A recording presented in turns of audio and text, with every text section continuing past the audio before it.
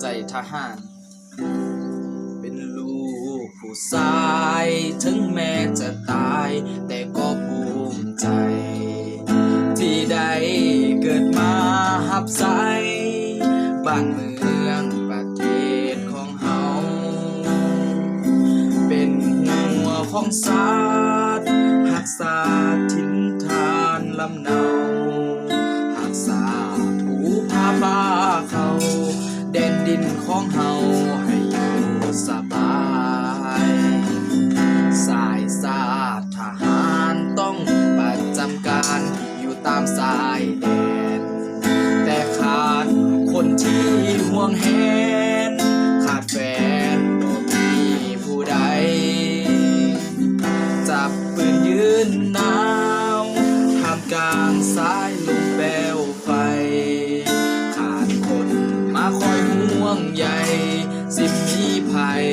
มาหักเดนอสายชาติทหารสิมีบ่คนห่วงใยสิมีผู้ใดเห็นใจมาคอยดูแลอยากมีคนหักอยากมีคนมาเทคแคร์สายชาติทหารหักแท้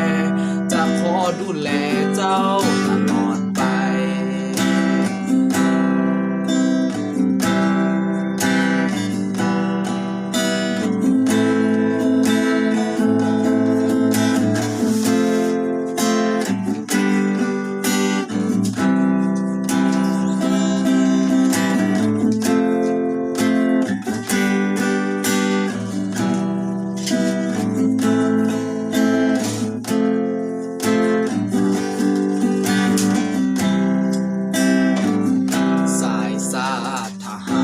ต้องประจำการอยู่ตามสายแดน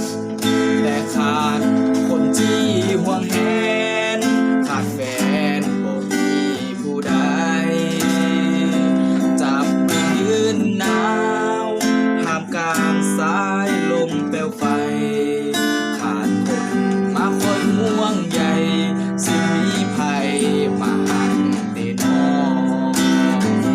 สายชาติทหารสิมีบ่คนห่วงใย